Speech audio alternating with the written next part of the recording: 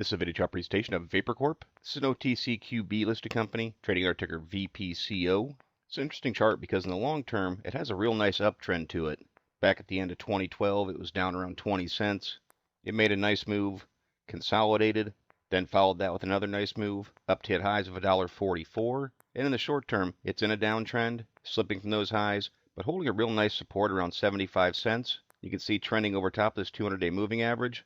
And on Thursday and Friday to end last week, stock pushed up a little bit each day. See up 2.3% on Friday. Relatively thinly traded stock, 123,000 shares traded hands. But I think it's worth watching at this point to hold that support level and see if it's got another push in it, break back through this 50-day, and generally just try and continue a long-term uptrend.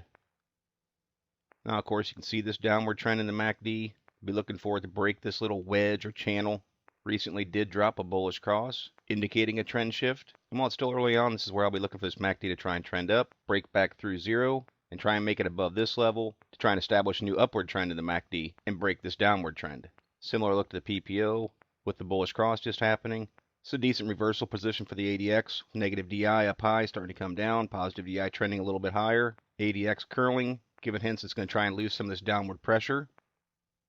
The money flow index was climbing. Made a much sharper move recently. I will say I do have a bit of a concern with the 7 separating this far from the 21. Most of the time, those sort of sharp movements will result in a pullback. You can see through here, 7 sharply down, bounced right back up, down, bounced right back up.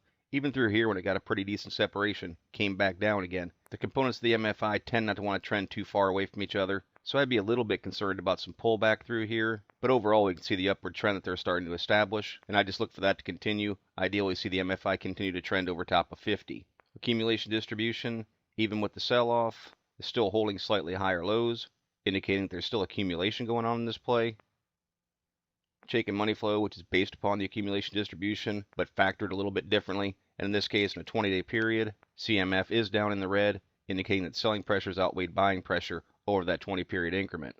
CCI, nice upward trend, moving back over zero, saying the price is over its 20-day mean. Full still, breaking through 50, signaling that bullish momentum is building in the play. The tricks, it's a slow lagging indicator, but looks potentially like a bullish cross is going to happen, again signaling an overall trend shift. Relative strength index, 7 has just pushed through 50 recently, 14 and 21. Those are the two that I look for. I really want to see those over top of 50 and continuing to trend and hold over that center mark. You can see through here, it's just much more bullish when that happens. Just to make it a little bit more clear, you can see when the 14 and 21, the red and gold lines, were holding that range. The nice appreciation in share price, fall through, the chart goes much more bearish. So on that note, that's what I'll be looking for from the RSIs to show that bullish momentum is being held into play. But of course, that starts by even trying to make the break through it. What's most important to me is a static support right there around 75, 76 cents.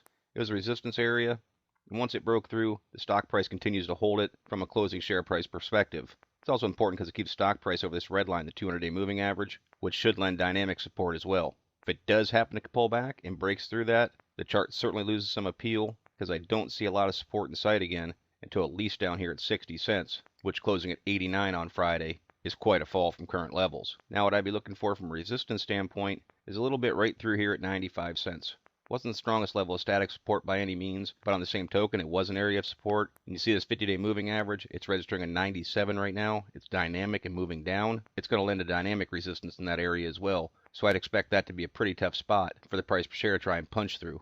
If it does make it through that, I'd look for more right up here, starting around $1.13, but ultimately running right up around $1.19, $1.20.